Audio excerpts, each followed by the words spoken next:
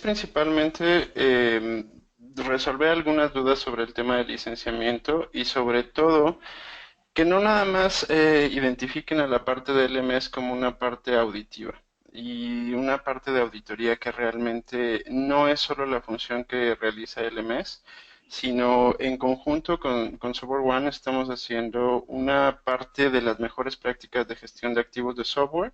Y bueno, la idea es presentarles todo lo que es licenciamiento en base a Oracle, todo lo que es base de datos tecnología. Y bueno, bienvenidos al webinar. Hola, buenos días. Mi nombre es Marley Gómez. Como bien lo dijeron Gaby y Cristian, pertenezco a Oracle al área de License Management Services.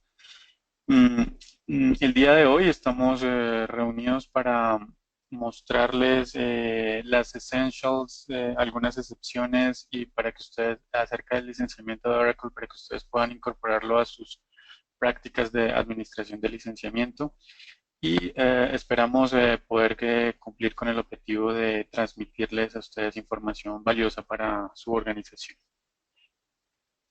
Bien, así entonces, entradas en materia, pasamos entonces, les quería comentar antes, esta es una presentación informativa, el propósito es únicamente ese, proporcionarles a ustedes información y valor. Ningún material acá los compromete para alguna transacción comercial ni algún desarrollo futuro o de alguna funcionalidad de Oracle. Es simplemente transmitirles a ustedes información que pueda ser valiosa para su organización. Mi nombre de nuevo es Marley Gómez, soy consultor, trabajo para Latinoamérica, desarrollo servicios consultivos a través de Latinoamérica. Todos los clientes que lo requieran, que lo soliciten con voluntad propia y sin otra motivación que llevar a unas buenas prácticas en su organización para eliminar riesgos de estar fuera de cumplimiento con el software de Oracle. Bien, entonces entremos en materia. La agenda del día de hoy es la siguiente. Vamos a ver principios de licenciamiento esenciales. Vamos a hablar un poquito de las métricas de licenciamiento, algunas reglas básicas de licenciamiento. También tendremos unos escenarios estándar de alta disponibilidad de ERP y de alta disponibilidad y de ERP. Así bien, entonces comenzamos nuestro día de hoy, nuestro webinar, hablando de los principios de licenciamiento básicos. Algo que toda persona que esté a cargo de la administración del licenciamiento o incluso sea usuario final de los productos debería conocer. Oracle no vende productos. Es un principio básico. Lo que vendemos es un derecho de uso. Este derecho de uso está definido específicamente en los contratos que son firmados por cada uno de nuestros clientes con Oracle. ¿Cuál es el detalle de ese uso? Bueno, ahí están incluidos en los contratos, en los acuerdos de licenciamiento, qué tipos de licencias, cómo se definen las métricas de licenciamiento, cuáles derechos se obtienen, cuáles derechos no se obtienen, el periodo de tiempo por el cual son válidas estas licencias. Así, la propuesta de valor de Oracle es, entre más derechos son otorgados, mayor va a ser el valor eh, que se, que se cobra por estos derechos. Veamos entonces los tipos de licenciamiento. En la parte superior tenemos los tipos de licencias que tienen mayor derecho y por lo tanto mayor valor. Nos encontramos el Full Use, que esencialmente no tiene ninguna restricción. Y de ahí, en orden descendente, bajamos por el ASFU o el ESL, que son licencias que vienen atadas a un producto desarrollado por un tercero y están hechas, el derecho está garantizado para que sea usado única y exclusivamente con ese producto de un tercero. Finalmente, las que menos derecho tienen y por supuesto mucho menos valor son las de uso restringido. Por ejemplo, la base de datos tiene uso restringido para eBusiness Suite, siempre y cuando no se le hagan modificaciones al esquema de datos. Otro tema muy importante que quiero que hoy reciban la información acerca de él y que lo tengan bien claro, son las licencias a término. Cuando hablo de término estoy hablando de tiempo. Normalmente las licencias son para uso perpetuo, no tienen una fecha de expiración y el licenciamiento, el derecho de uso es para siempre. Sin embargo, Oracle también tiene a disposición de ustedes licencias entre 5 años y la menor es de 1 año. Veámoslo con un ejemplo. El valor de la licencia de 5 años es el 70% de una licencia perpetua. Entonces, si cuesta una licencia normalmente $100,000, la licencia de 5 años va a costar $70,000.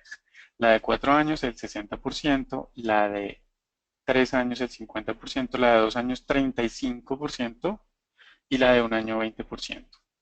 Otro aspecto muy importante a tener en cuenta aquí es que el soporte que se paga por estas licencias corresponde al precio full, al precio de la licencia perpetua, es decir, el 22% de la licencia perpetua.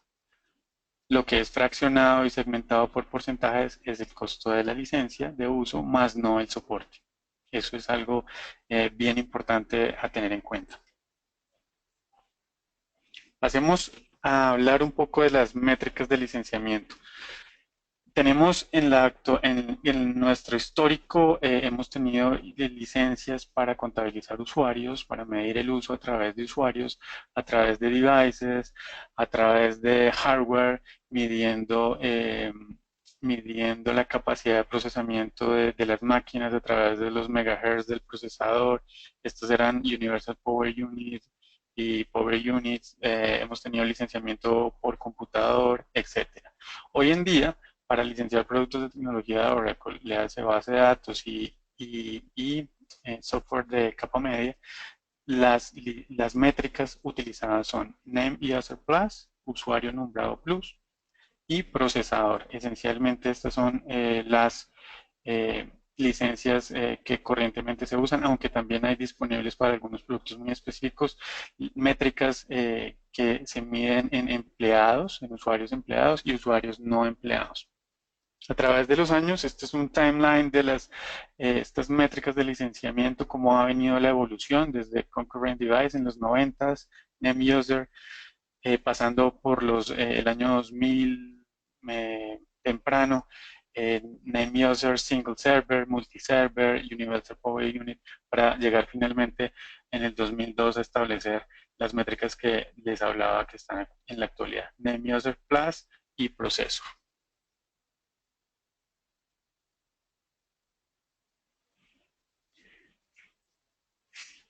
Concentrémonos un poquito entonces en estas dos métricas que se están usando en la actualidad, usuario nombrado plus y procesador.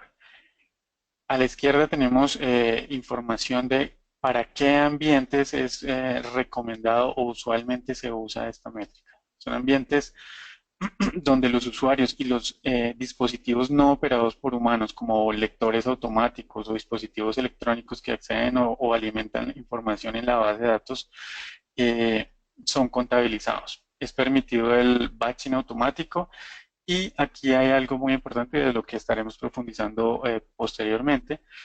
Existen unos mínimos que deben aplicarse.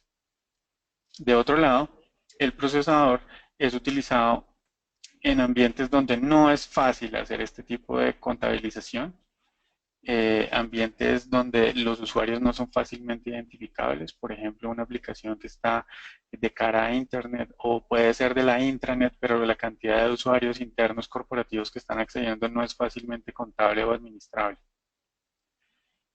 Esta métrica se basa únicamente en el hardware, en la capacidad de procesamiento del hardware donde se está ejecutando el producto en un debido momento. Veamos acá un par a par, un lado a lado de las dos métricas. ¿Cuándo debería usarlas? ¿Cuáles son los beneficios de cada una? ¿Y cuáles pueden ser algunas desventajas? En la izquierda tenemos Name User Plus y en la derecha Processor. ¿Cuándo debería usar NUP o Name User Plus? En ambientes donde los usuarios son fácilmente identificables y contables. ¿Cuáles son los beneficios? Es costo efectiva, es muy efectiva en costo cuando el número de usuarios es bajo. ¿Cuáles pueden ser algunas desventajas? Necesita alto mantenimiento. Mantener actualizado un inventario de usuarios puede ser complejo y costoso. De otro lado, tenemos procesador. La métrica procesor, ¿cuándo debería usarla? En ambientes donde los usuarios no son contables fácilmente, por ejemplo, Internet o aplicaciones de gran cantidad de usuarios. Es mucho más costo efectiva para estos ambientes de gran cantidad de usuarios que la métrica de usuario nombrado plus. ¿Cuáles son los beneficios? Es fácilmente administrable porque los cambios en hardware no son tan frecuentes como los cambios en número e identificación de usuarios. El mantenimiento es por ese motivo muy fácil de realizar, muy fácil de controlar y solo cuando haya cambios en el hardware habría un cambio en ese licenciamiento. Es casi estático hasta que se hagan actualizaciones o ampliaciones del hardware. ¿Cuál sería una desventaja? No es tan beneficiosa en efecto de costo cuando la cantidad de usuarios es menor a 50. El punto de equilibrio es 50 usuarios. Ahí 50 usuarios de NUC cuestan lo mismo que un procesador. Si es menor, es muy efectivo. Si es mucho mayor, es preferible pensar en, en, en procesador. Si es menor de 50, es preferible utilizar una métrica orientada a usuario como NUC. Ahora bien, ¿cómo la contabilizamos? ¿Cómo hacemos el conteo? Contamos todos los individuos, personas naturales con nombre y apellido que están utilizando el producto en algún momento. Son los individuos que están habilitados, que están dados de alta en el producto. Y también tenemos en cuenta los devices o equipos no operados por humanos y se cuentan como un número adicional para la sumatoria total de encontrar el número, la cantidad de usuarios nombrados plus que debemos contabilizar para el licenciamiento. Si tenemos, por ejemplo, es muy típico que tengamos un usuario genérico en el que se conectan 5 personas. Los usuarios en ese momento deben ser consideradas las 5 personas y no la cuenta única genérica. ¿Qué son los mínimos y cuáles son? Bueno, Oracle ha definido una cantidad específica de usuarios mínimos para esta métrica Name User Plus y depende de esta cantidad está definida para cada producto. Es variable de acuerdo al producto y puede variar en el tiempo también. Los mínimos para estos productos son, para base de datos Enterprise Edition, son 25 usuarios nombrados plus y oído a esto por procesador. Para base de datos Standard Edition y Standard Edition 1 son 5 usuarios nombrados plus por cliente. Para base de datos Standard Edition 2 son 10 usuarios nombrados plus por servidor. Ahí no sé si notaron las diferencias por procesador, por cliente y por servidor. Eso es muy importante tenerlo en cuenta. Para otros productos, por ejemplo, de capa media como IaaS, WebLogic Suite, el mínimo son 10 usuarios por procesador. Veamos entonces un ejemplo. Todo es más fácil de entender con un ejemplo. A la derecha ven la descripción del escenario. Una compañía de manufactura con 15 devices, medidores de presión y 100 personas operando gatos o cargadores y utilizando para alimentar el sistema 30 PDAs. Tenemos un server de 6 procesadores ya definidos en métrica procesador, donde tenemos la ejecución de la base de datos Oracle Enterprise Edition. Entonces, ¿qué sucede? ¿Cómo hacemos la contabilización? Lo vemos a la izquierda.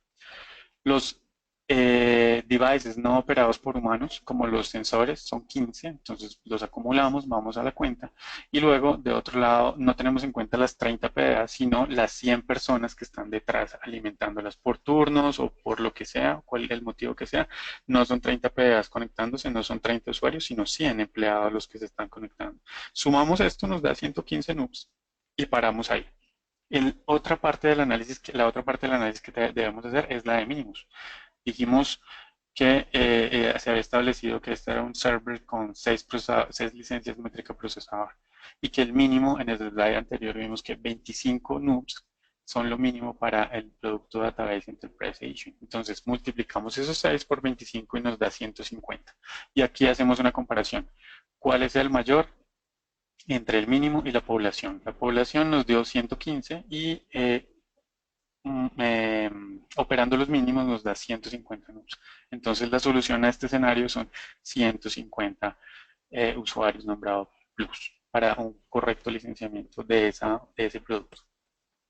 Mario, una pregunta. ¿En este caso Bien. se está considerando como si fuera un servidor físico?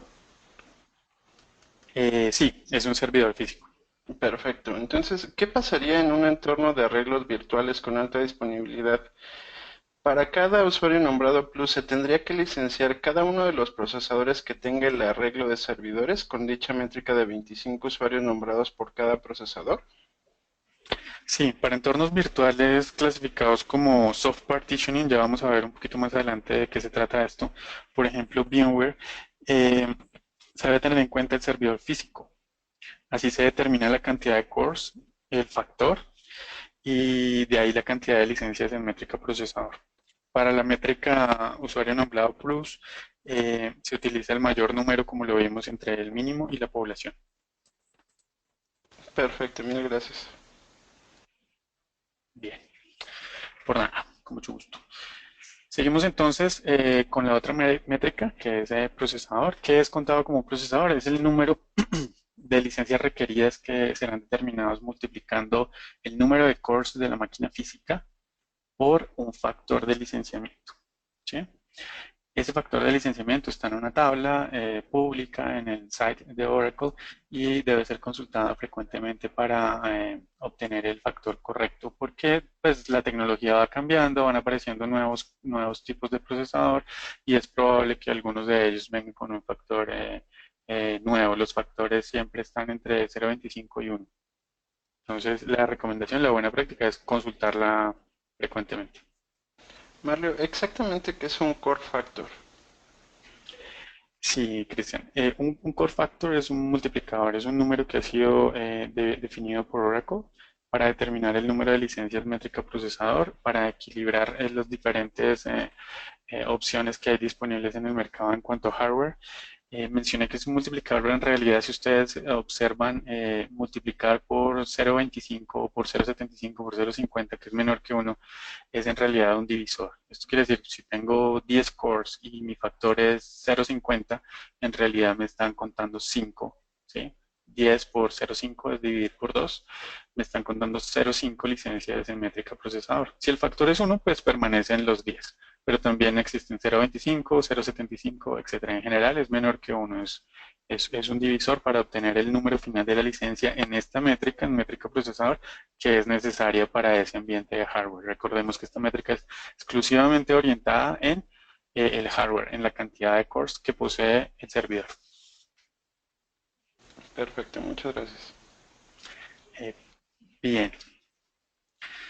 ¿Qué es contado como un procesador? Hay algunos detalles que se deben tener en cuenta en los chips multicore. En realidad estamos contando eso, cada uno de los cores que hay en los chips, si es de 8 cores, si es de 16, si es de 2, etcétera, esos son los cores que contamos. Y aquí hay una excepción para que la tengan en cuenta y sea muy claro cuando ustedes estén usando Oracle programs con ediciones estándar como Standard Edition 1, Standard Edition, Standard Edition 2, lo que se cuenta como un procesador es equivalente a un socket. Del espacio físico donde se puede meter el chip ahí, eso es lo que cuenta como procesador. Aquí no son cores. Entonces, para que lo tengan bien diferenciado, es un aspecto que generalmente crea confusiones y quiero hoy dejárselos muy claro. Y en caso de que el chip que se conecta ahí es un multi-chip module, es decir, que tiene varios chips pero están juntados en uno solo para poder encajar en un solo socket ocupado, se cuenta cada uno de esos chips del multi-chip module. Bien, como les mencionaba, las licencias requeridas se obtienen de esa forma, se cuentan los cores en total de toda la máquina o del segmento de máquinas si están usando tecnología de hard partitioning, que vamos a ver más adelante de qué se trata esto, y se multiplica por el factor. Si el factor no está en la tabla, es un chip, es un procesador que no se encuentra en la tabla, que no está definido por Oracle, el factor a aplicar por defecto será 1. Los hyperthreads son pues hilos de procesamiento lógicos, no son físicos, entonces no son tenidos en cuenta para el licenciamiento Oracle. Veamos un ejemplo rápidamente.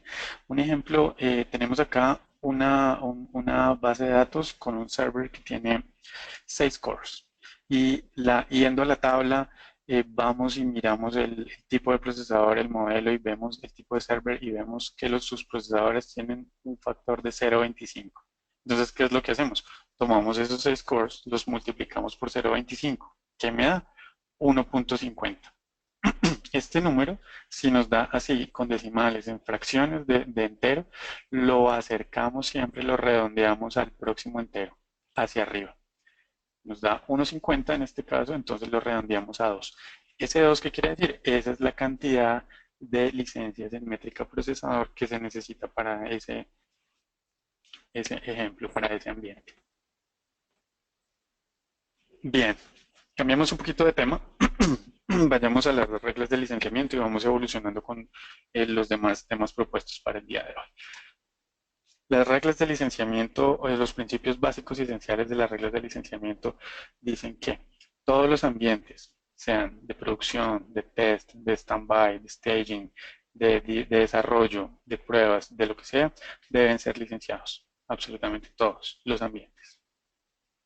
Los mínimos, cuando se licencia por usuarios, se deben cumplir. Y ustedes ya vieron, ya les mostramos que los mínimos varían de un producto a otro. Entonces hay que estar muy pendientes de saber exactamente cuál es el mínimo de cada producto. Esto le permite ahora que recibir un mínimo nivel de revenue del valor real que está ofreciendo a nuestros clientes. Los mínimos pueden cambiar con el tiempo. No es muy normal que cambien, pero podría cambiar. Entonces deberían tener un punto de atención sobre eso para hacer la validación de cuáles son los mínimos del producto que están utilizando. Bien, acá las opciones y los packs son, si estamos hablando de base de datos, debe ser la versión Enterprise Edition. Ninguna otra versión, ninguna otra edición, perdón, o sea, la Enterprise, ninguna otra diferente a esa tiene la posibilidad de usar opciones y packs.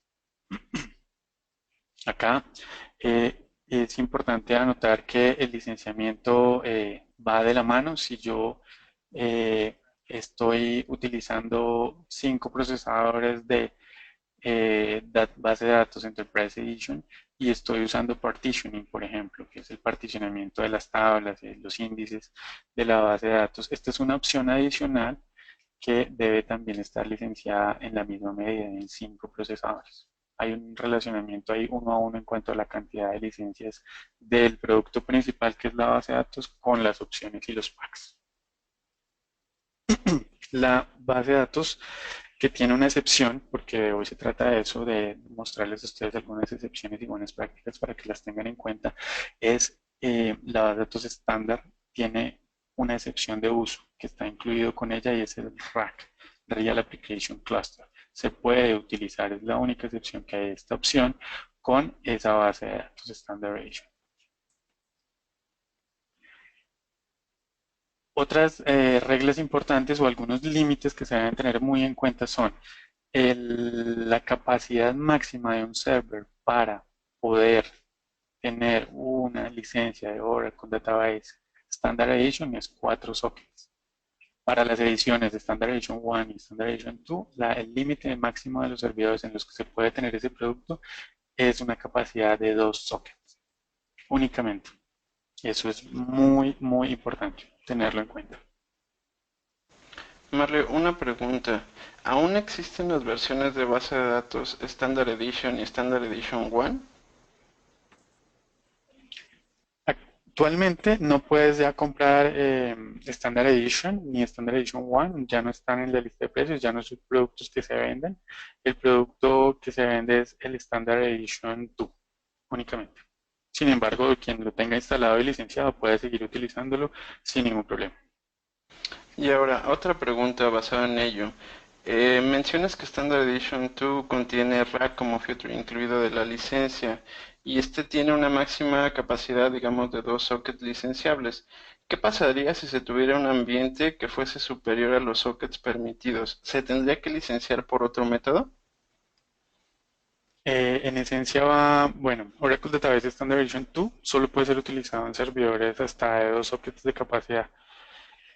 Eh, si excedes esto, no deberías, cuando estoy hablando de esto, en la capacidad del server, no deberías utilizar ese producto en ese servidor, porque la edición que le corresponde que puedes usar sería la Enterprise Edition. Perfecto, muchas gracias. Bueno, pasamos entonces a ver otro tema muy importante que les traigo para el día de hoy, para que lo tengan bien, bien claro, es el particionamiento, la virtualización.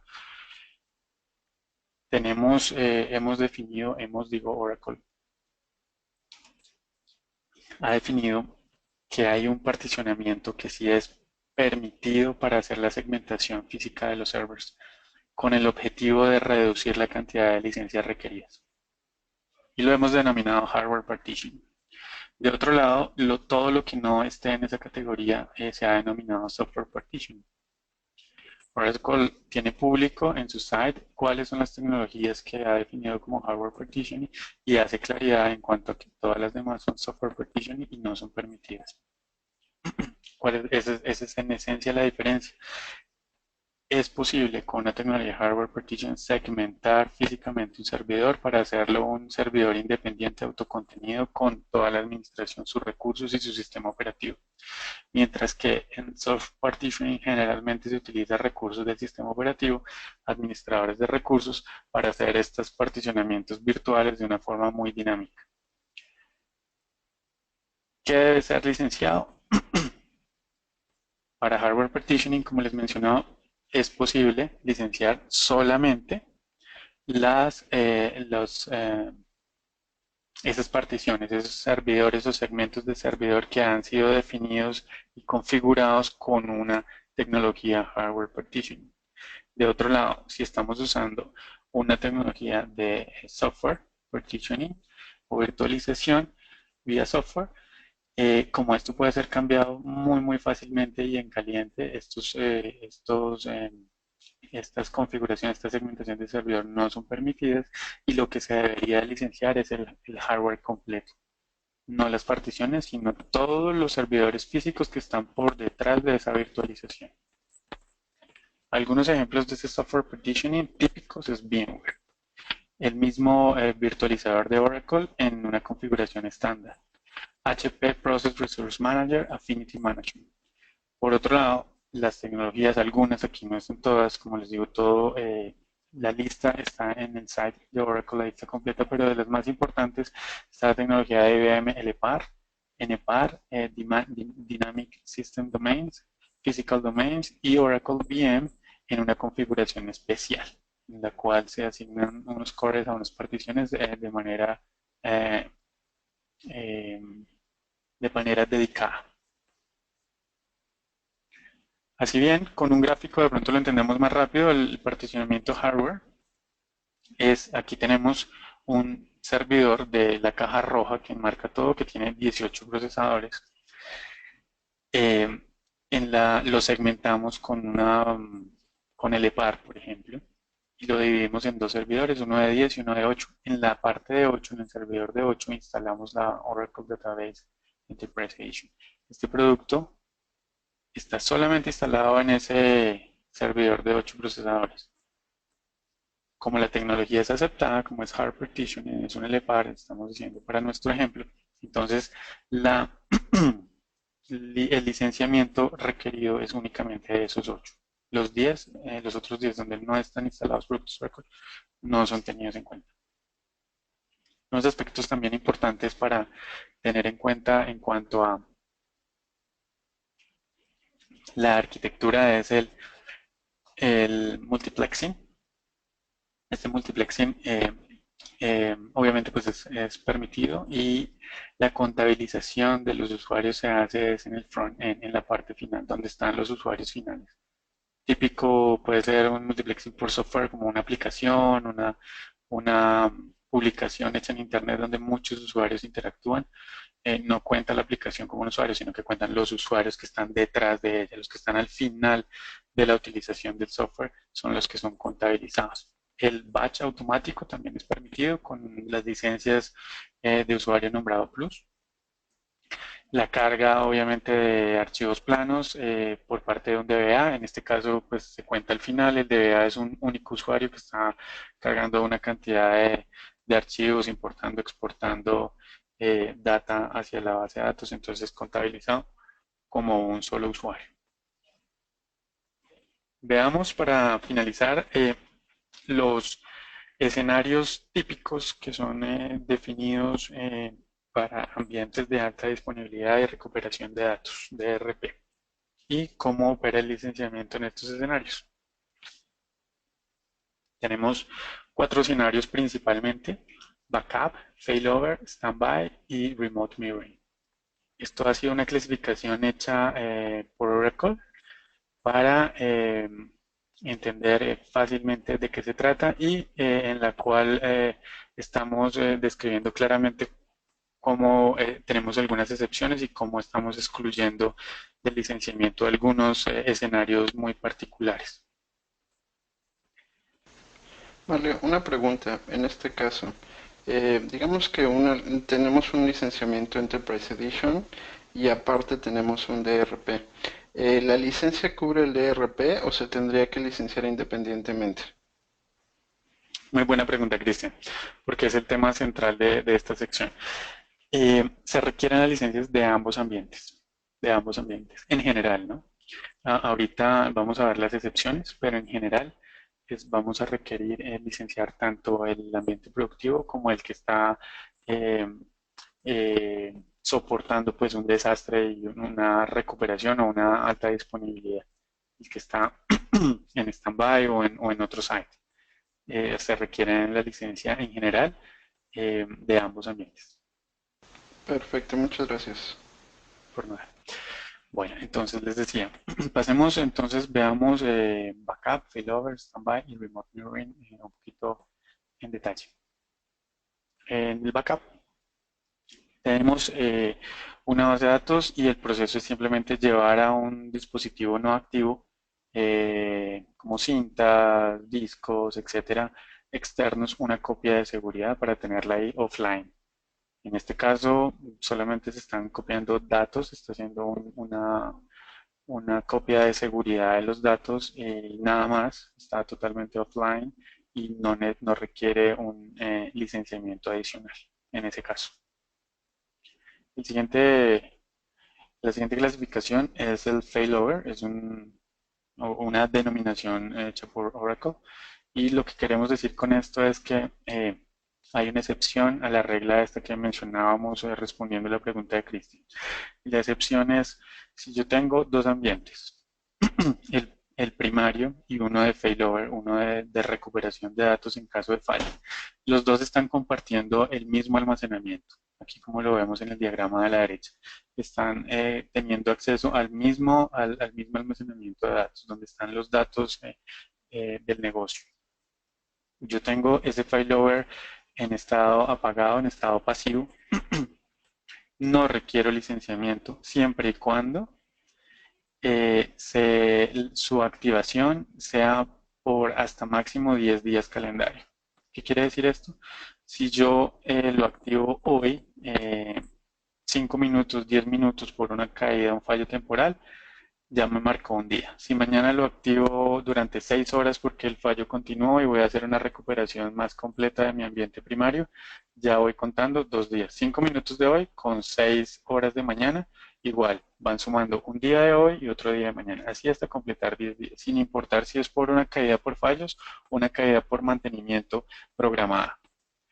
Esa es la regla de los 10 días para un ambiente failover y en ese caso exclusivo no es necesario que ese ambiente pasivo de failover que está compartiendo un share, un storage, perdón, tenga licenciamientos. En ese caso no es de requerido. Aquí está un poquito la descripción de eso que les comentaba. Eh, la regla de los 10 días y algo importante que solamente uno, si yo tuviera más de un nodo pasivo para, por alta disponibilidad o recuperación de fallos, solamente uno de esos nodos estaría cubierto por esa regla. Si yo tuviera 2 o 3, los otros adicionales sí deben tener licenciamiento. Solamente uno está excluido del requerimiento de la licencia siempre y cuando cumple con la regla de los 10 días. Veamos ahora entonces Standby. Standby es otro escenario en el que, como ustedes pueden ver en la figura de la derecha, no se comparte el almacenamiento. Cada server tiene su almacenamiento asignado y particular, no está compartido entre ellos, es una copia completa de la infraestructura del server primario en un servidor standby para una recuperación de fallos. La data es copiada a ese otro servidor con alguna frecuencia o en caliente o con alguna eh, software para transferencia de datos, etcétera. Independientemente de cómo se haga el proceso, el ambiente debe ser licenciado.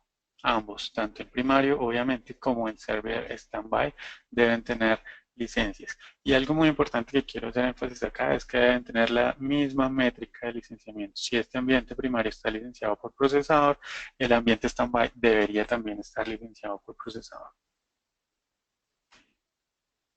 Este otro escenario final es un ambiente también donde tenemos servidores locales primarios en nuestro site o en un site de un tercero con almacenamiento local dedicado y tenemos un ambiente de recuperación o desastres, perdón, o de alta disponibilidad en un site totalmente remoto, en otro data center, en otra ciudad, en otro país inclusive. Y la data es copiada a través de una conexión remota, sin importar la tecnología que se haga, ni cuándo se hace, ni la frecuencia.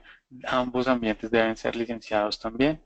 Y la métrica tanto del sitio primario como del sitio remoto debe ser la misma. Debe ser la misma métrica. Si licencio por procesador el servidor local, licencio por procesador el servidor remoto. Bueno, muy bien. Esta es una tabla en la que vamos a, para finalizar, resumo unas características o diferentes opciones en las que típicamente se preguntan nuestros clientes acerca de si deben licenciar o no. En la primera línea de la tabla vemos en las 3 primeras columnas corresponden a ambiente primario local de productivo y en la segunda parte de la tabla, las otras 3 columnas, es el ambiente remoto. A través de mirroring se está copiando la data de un lado al otro. Pero ¿qué pasa en la primera fila, en el primer escenario? Tenemos todo funcionando, el arreglo, la base de datos instalada, ejecutándose en el ambiente local primario, pero en el remoto no tenemos ni hay acceso al array, ni la base está instalada, ni se está ejecutando. Es casi como un backup. Por eso, únicamente el ambiente primario necesita estar licenciado. El otro ambiente prácticamente existió en algún momento una copia o algo, pero no está instalada la base de datos, solo hay datos que se transfirieron y no está en ejecución. Este es un escenario que puede ser planteado o construido por clientes en algún momento, donde dejan para la reconstrucción a último momento de toda la infraestructura. No necesita eh, licencias en el lado remoto.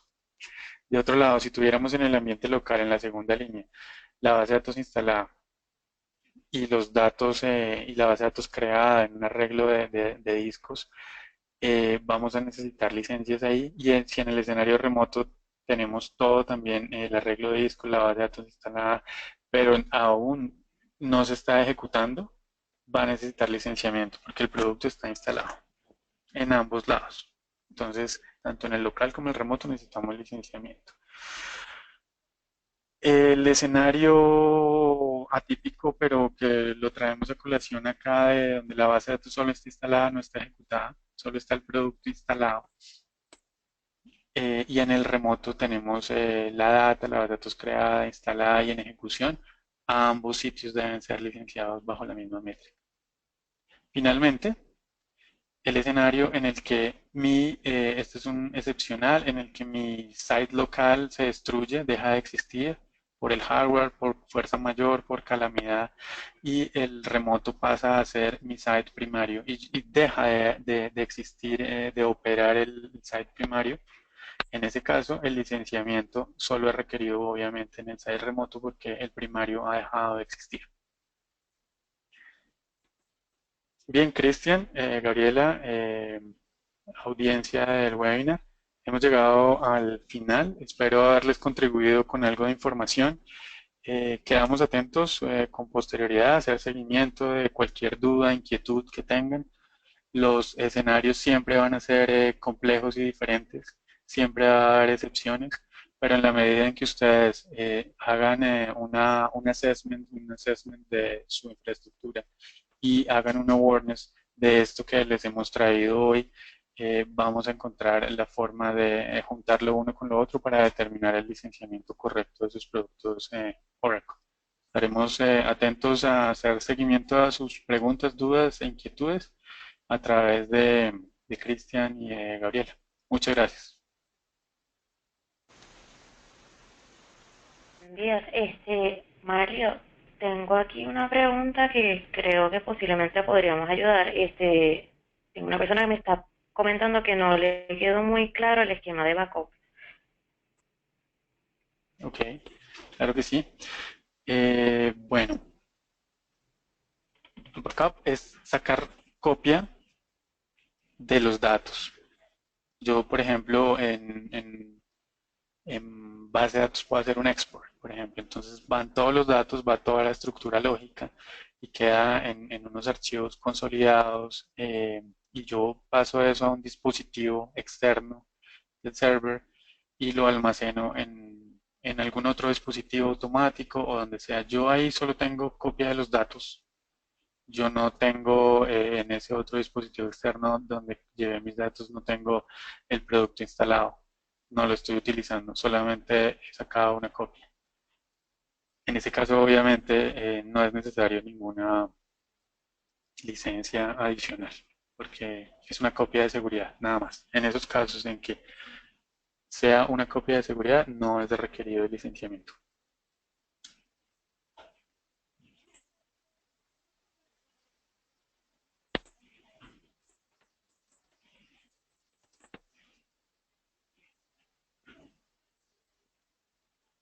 Gaby, no sé si hay más preguntas que podamos responder en este momento. Este, Aquí me está otra preguntita que tengo aquí. Por favor, repetir el esquema de failover. Claro que sí. Failover, para que lo tengamos bien claro.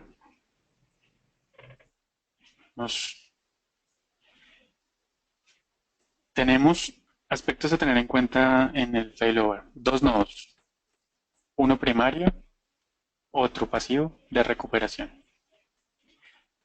Eso es lo primero. Lo segundo a tener muy claro, comparten un almacenamiento. Hay un disco, la data está siendo compartida por los dos servidores. ¿Sí? ¿Qué pasa? Pues ese esquema se define para que cuando un servidor falle, el otro pueda levantar la aplicación o por lo menos la base de datos que está soportando el sistema de negocio. Bien, ya teniendo claro esa arquitectura, son dos servidores que están compartiendo un almacenamiento y tienen unos discos compartidos y uno es productivo primario y el otro es no productivo secundario y está apagado, está pasivo. Sí, yo utilizo ese servidor pasivo durante un año, únicamente por 10 días, no necesito licenciamiento. No lo necesito. No necesito licenciamiento para ese otro servidor que está pagado, que está en estado pasivo. Obviamente para el productivo sí. ¿Cómo se cuentan esos 10 días? Esos 10 días son días o fracciones de días. Si yo un día utilizo una hora, ya cuento un día. Si a los 6 meses utilizo 2 horas en otro día, ya la cuenta ya me va en 2 días. Es una cuenta discreta, no es continua, es discreta y en días, hasta 10. Hasta 10 yo tengo permitido no tener licenciamiento para ese esquema de failover. Y la excepción que yo mencionaba es, si yo no solamente tuviera un servidor de failover, sino dos o tres, también pasivos, sí voy a necesitar el licenciamiento para esos dos o tres, aun cuando esté cumpliendo los 10 días. Esta regla, esta excepción de los 10 días solo es aplicable para un único servidor de DRP eh, por 10 días hasta máximo 10 días al año. Los demás deberían ser licenciados tanto como el primario y con la misma métrica. Espero haber expuesto con más claridad en esta segunda ocasión ese esquema.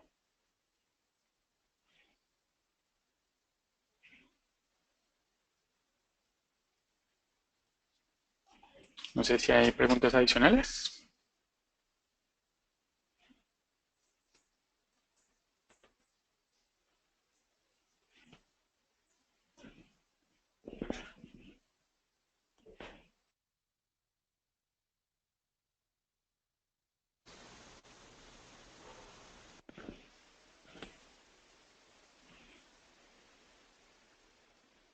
Gaby, no sé si haya más preguntas en el chat.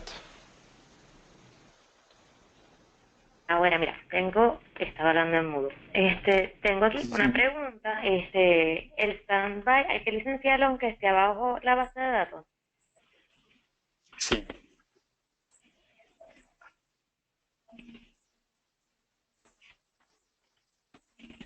Y creo que podemos contestar una pregunta más con el tiempo que tenemos. Lo único que entiendo que es un poquito más de escenario.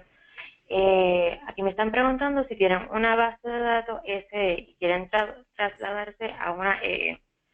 ¿Qué hago con la licencia SE? No sé si esa pregunta la quisieran tomar más independientemente. Sí, los escenarios siempre son diferentes, ¿no? Ya entramos en una serie de complejidad de que cada escenario tiene sus características principales. En esencia, sí, la respuesta es sí, obviamente siempre está disponible un escenario de migración de la licencia, donde se reconoce el precio que el cliente ha pagado por una licencia y se le lleva a otra licencia, ¿no? Eh, pero como te digo, cada escenario es diferente y requiere ser analizado uno a uno. Casi que cada escenario es una excepción porque tiene sus características particulares. Entonces, en ese caso, eh, debería tratarse así, debería analizarse completamente el escenario con todas sus características para dar una respuesta definitiva. Perfecto. Lo que podríamos hacer en todo caso, esa pregunta después se la pasamos al equipo de Oracle para que entonces así pues puedan validar entonces bien la información. Claro que sí, con mucho gusto. Muchas gracias. Pues por el momento esas son las preguntas que tenemos. Así que les queremos agradecer a todos su tiempo y la participación tanto de Mario como de Cristian también. Estaremos entonces haciendo llegar el link para la grabación del webinar. Y muchas gracias a todos, que tengan buen día.